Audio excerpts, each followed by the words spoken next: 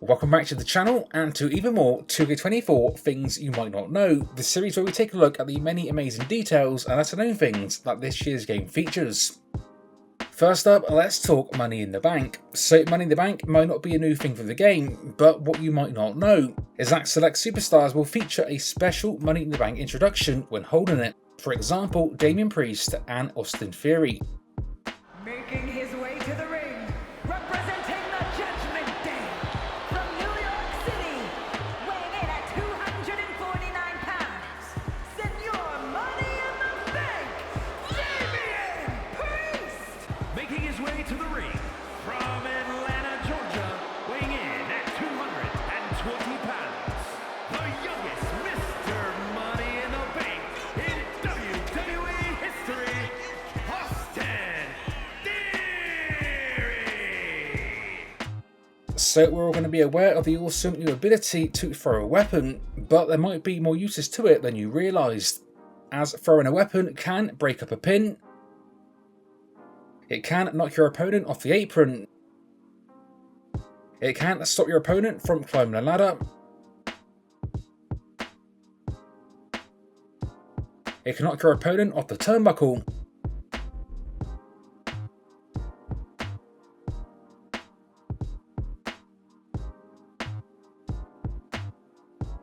and with that last one, you can even combine that with a table. Now, you've probably already seen the new announced table, suplex and DDT, but what you might not have seen is the lesser known Spanish Fly. Now, as far as I know, these moves are selected at random, although this one seems to appear less often than the other two. As an added detail, both the suplex and the Spanish Fly can also be used to put your opponent through a table.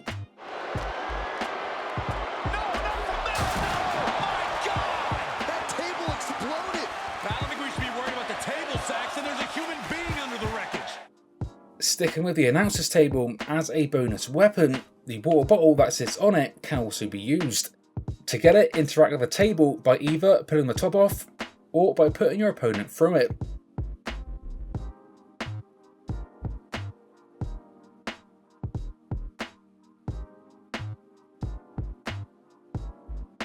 Previously in the series, we've covered how certain superstars feature unique special guest referee audio. Adding to that list today is Eric Bischoff, who also features the special commentary during this match type.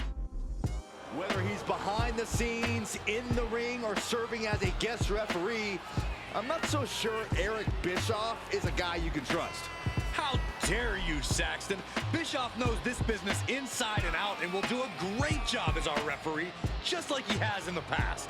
Oh yeah, like when he played spoiler and turned a blind eye to cheating. At least give Bischoff a chance, Byron.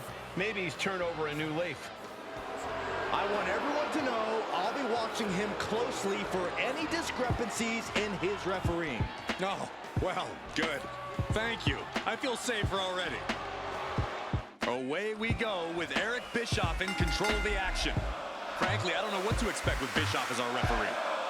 In the past, Bischoff has put on the zebra stripes to protect his own interests and help out his buddies. Tonight, probably won't be any different. You never know, Byron. Bischoff is always full of surprises. Eric Bischoff overseeing this match, and that's got to be an added threat in the ring tonight. Well, Eazy-E certainly isn't unbiased, but you really don't know what's going through his head. The only way to know Bischoff is on your side is if you're wearing the good old black and white. But it might be too late to join now. I'm sure we're going to find out what's going through Bischoff's head in no time. Sticking with special audio, we've also got a little more for this year's casket match. So previously we covered audio that took place during entrances, but there is also audio that takes place at the start of the match as well. Kane, stalking with straight destruction as his mission. This spawn of Satan will not stop until he mutilates you, puts your carcass in the casket, slams it shut. The scars from battle are permanent. In a casket match versus Kane, the emotional ones last just as long as the physical ones. Kane walks with horrific purpose, and there's no telling what atrocity he'll unleash. An uphill battle facing the man that made his match famous. That's got to be an added hurdle when facing The Undertaker. The signature match of Taker. Few men have been able to defeat the dead man on his terrain. Yeah, Corey, and tonight his name is going to end up on either a very short list of victors or a very long list of victims. Another awesome detail for the casket match and its Trademark Superstars is the Trademark Undertaker and Kane sit-up, that both be Superstars feature.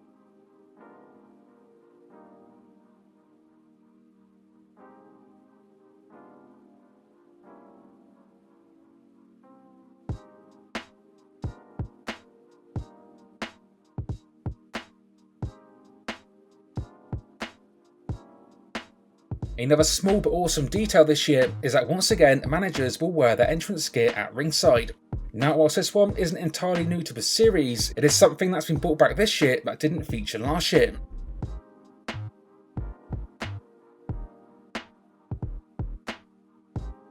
Staying with the theme of manager gear and entrance gear, we've now got the yearly return of the method to ignore entrance gear restrictions, so you can wear entrance gear in actual matches. To do this, simply set your attire type to manager, dress your superstar in whatever entrance gear you want them to wear, then at the end, change it back to a superstar attire and then save it. This gives you the ability to then wear entrance gear in actual matches, which also sees the yearly return of the gobbledygooker.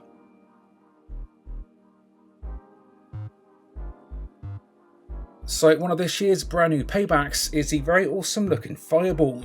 And as an amazing added detail, after giving this to your opponent, their face will then be temporarily left with burn marks. As awesome as moments like the fireball and missed paybacks are, what you might not know is that these two paybacks can actually be reversed, as if you hit the counter at the right moment, both of these paybacks can be avoided.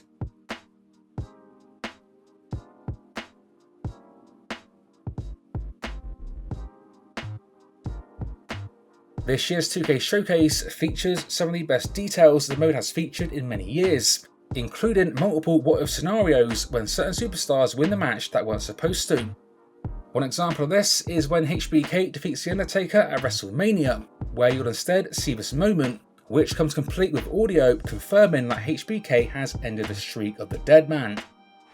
Here's your winner, the man who ended the streak, the Heartbreak Kid, Shawn Michaels!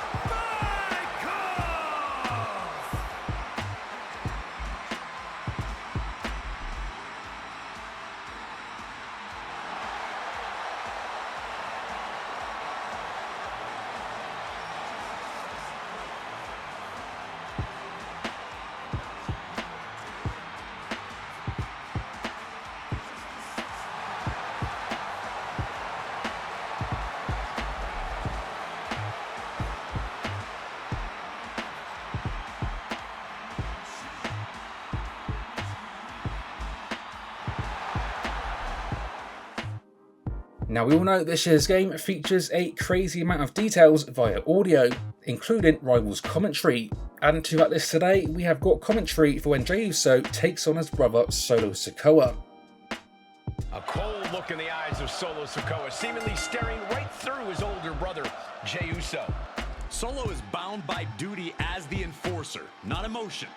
And tonight, his duty is to show Big Brother what it looks like when you've got your priorities straight. And it doesn't get much more personal than brother versus brother. Jey Uso ready to take on his younger brother, the enforcer, Solo Sikoa. You know, if I'm Jay, I'm thinking maybe I should reevaluate why every member of my family wants to fight me and why I'm so eager to apparently jump at the chance. Heavy is the head that wears the crown, Corey. Main event Jey Uso knows that all too well. Yeah, well, Solo clearly wants to knock that crown off of him right about now. Adding to the Bloodline special audio, we've also got brand new Dream Match commentary when The Rock takes on Roman Reigns. Here we go with a hotly contested matchup among family. The Rock's looking to usurp the tribal chief here tonight. While Reigns might have taken the Bloodline to the next level, there might not have even been a first level without The Rock. It makes you wonder if The Rock feels like Roman's been riding his coattails a bit. True, Corey. The foundation of Reigns' success was arguably built by The Rock. So we're about to see if The Rock can officially put a crack in that foundation. A familial rivalry being decided in the ring here as Roman Reigns takes on The Rock. I don't know how much of a rivalry it really is, Cole. The head of the table knows he's provided the Anoa'i family a feast for every meal. While Roman would argue, The Rock's been more focused on his acting career. Reigns wouldn't be the first superstar to throw that criticism The Rock's way, but I think he's about to realize just what it means to go one-on-one with the Great One. Now, I'm sure you would agree with me, the blood in this year's game might be the best we've ever seen in the series. Not only does it look amazing visually, but it also comes in combo with some special being busted open audio, which adds a little extra to these moments. Whilst most of this audio isn't necessarily new this year, it is still an awesome detail that this year's game features. Boom, what impact! This is getting bad, guys. Warrior's own blood is mixing in with his war paint. He needs to think about his career. Oh man, look at Cactus Jack's face turning into a mangled mess. Oh, Cody anticipated that. How about one more for good measure? Oh man, look at that gash on Gunther's face. And Triple H is stepping up. Oh, using the knee. Also looks like Shawn's busted open now.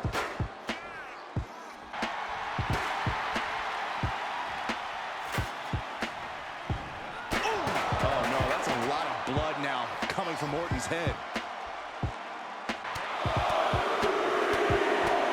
Punch connects. And look at the red painting on Orton's face now.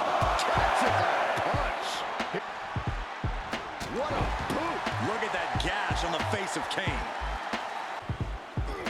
Oh, vicious headbutt. That was brutal. And now the blood is flowing from The Rock's face. Vicious headbutt. A familiar, gruesome sight on the face of the American Nightmare. And last up today, we have got the very cool and unique Slingshot Lariat for Josh Briggs. Now in this situation, you would usually see a standard apron head smash, but Josh Briggs instead features this unique move that is exclusive to him. To trigger it, drag your opponent towards the apron, hit strike and a direction towards it, which will then result in this pretty awesome moment. As always, share me in the comments more things you think should be featured. Stay tuned for more like this, coming to the channel soon. And until next time, this has been 101, and I will see you all on the next one.